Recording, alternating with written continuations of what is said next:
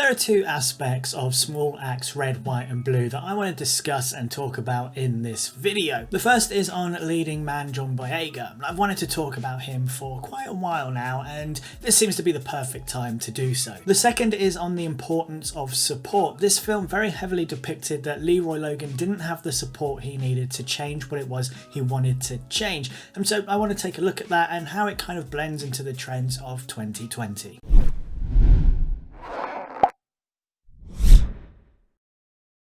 Welcome to Hakuna MaChatter, your place for everything positive in diversity and representation in film and TV. If you're new here, please consider subscribing and turning on the bell. Small Axe Red, White and Blue tells the true story of black British police officer Leroy Logan, who in the 1980s gave up a career in science to join the police to help change racist attitudes within the force. So let's start by talking John Boyega in this role. And I don't want to sit here and assess his acting, he was bloody brilliant, but I kind of want to talk as to why John Boyega the person was the perfect fit here. As we saw in the summer of 2020, Boyega was at the forefront of the Black Lives Matter protests here in London, and I kind of wonder if his learning about Leroy Logan's story and filming this film kind of gave Boyega the impetus to step up and have his face and voice seen and heard during the protests. Or I wonder if Boyega is just that guy, and so the opportunity to tell Leroy Logan's story was one he could not pass up. Either way, to have someone as influential as Boyega at the forefront of both these things needs to be celebrated. And I guess it kind of was, with GQ announcing him as their 2020 Icon of the Year. But immediately when watching Red, White and Blue, I saw a correlation between Leroy's and Boyega's actions. And sure, Leroy Logan had a much more daunting task than Boyega does in today's world. People like me who follow John Boyega, we're going to be able to see exactly how John Boyega, being in this influential position, will grow and evolve and use his influence in shaping today's society, particularly around things like Black Lives Matter. It's a shame that Red, White and Blue doesn't go into the latter stages of Leroy's career to see what lasting effect he did have on the police. I highlight this out because something that I picked up on when watching this film, and it was something I picked up on when I was watching Mangrove and learning about the Mangrove 9, these films have been my chance to learn about important people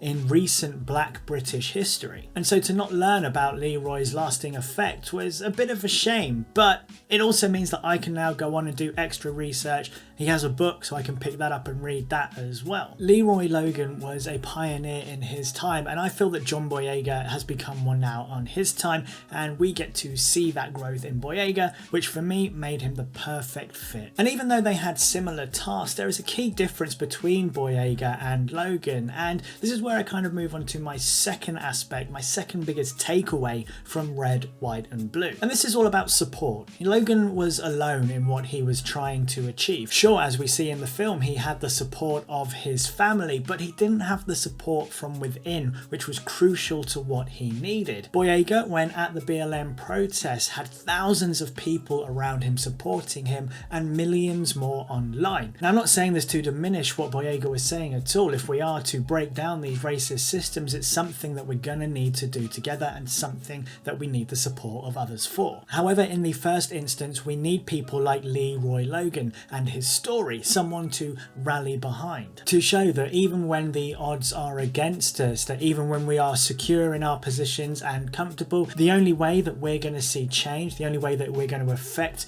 real change is to be uncomfortable and find out where we can help. When starting a channel focused on diversity and representation in film, there was a lot of fear for me starting this channel. Online harassment is on the rise, and through my experience, people who talk about the topics that I do in the way that I do often face backlash. I mean, you look at some of the replies that John Boyega gets when he posts on social media. A lot of the time it's people telling him that he should be lucky for the position he's in, people telling him that he is just an actor for our entertainment. And look, Boyega's struggle and my struggle are not comparable with a black British man joining the police force in 1980s Britain with the intention of changing racist attitudes within the police. But because of people like Leroy Logan, the struggles that I go through, the struggles that John Boyega go through are that little bit easier. And we have found where we can start to make that difference. So where can you start? Is there someone maybe you follow like John Boyega that you can rally behind, or are you more a Leroy Logan?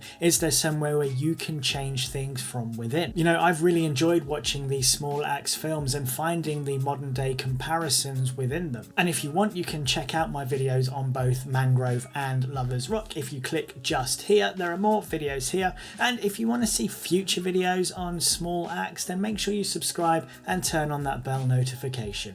Until next time, Hakuna MaChatter.